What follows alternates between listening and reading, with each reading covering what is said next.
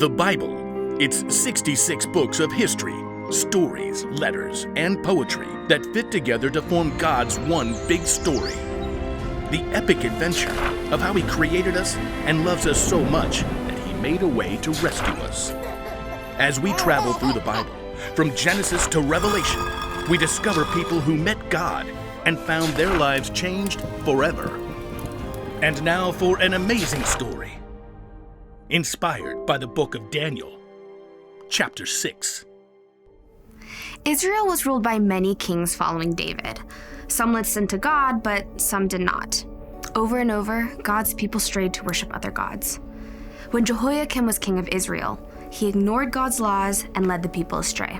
So, God allowed Nebuchadnezzar, king of Babylon, to invade Jerusalem and take captives back to his home. One of the prisoners was a young man named Daniel. Because he listened to God, his wisdom soon gained him the position as one of the king's advisors. Daniel served Nebuchadnezzar for many years, and when Babylon was conquered, Daniel was chosen to serve the new ruler, King Darius II. I shall appoint 120 royal rulers over my kingdom, and 3 big bosses over them. King Darius chose Daniel, and 2 other men we'll call Abo and Kos. I'm first. Who's first? Guys. Just as he did 3 times every day, Daniel went to his room, kneeled down, and talked to God. Thank you for giving me this job, God. Please help me to do it well. Daniel did so well that King Darius took notice. I think I shall make you the head bigwig over everyone. Abo and Kos weren't so happy when they heard the news. Who's first? He's first. Daniel? No way. Not if we get him in trouble. But though Abo and Kos watched Daniel closely, they couldn't find a single thing wrong with him or his work. Except he prays to his God. First thing each morning. First thing at lunch. First thing each evening. The wily pair devised a plan along with the other advisors and went to the king.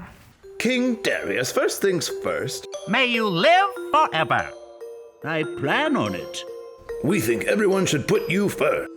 Tell me more. Make a law that for 30 days no one can pray to any god but you. An intriguing idea.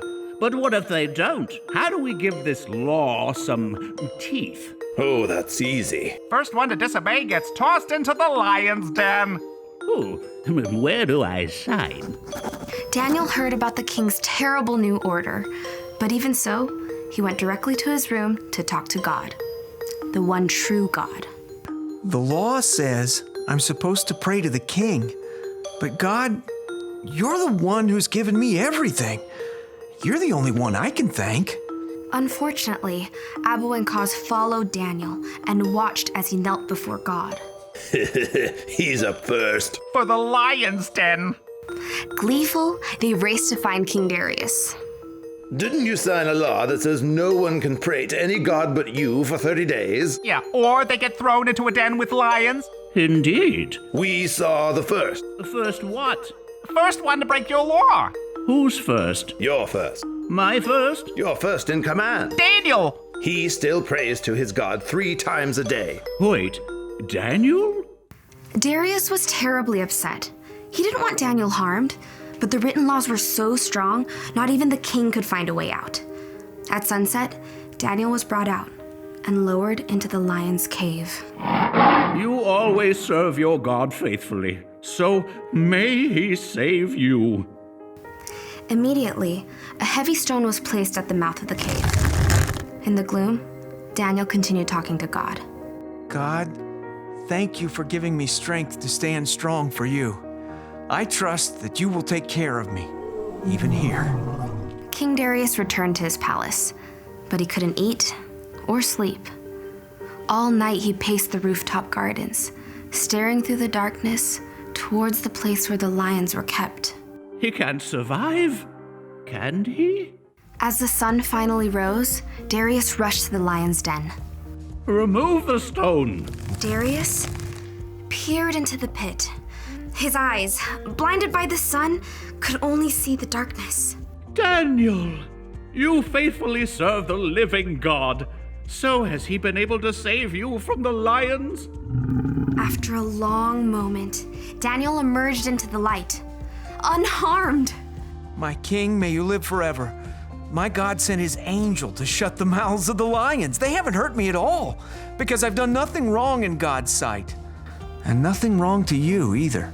Lift him out of the den immediately. King Darius was overjoyed to see Daniel safe, but his anger burned towards the men who had tricked him into signing that terrible law. Throw them in the lion's den immediately. Abbo and Kos howled in protest and pointed at each other. Who's first? He's first. The men who tried to destroy Daniel lost their own lives instead, and King Darius immediately sent for his scribe to write something new, a letter instead of a law.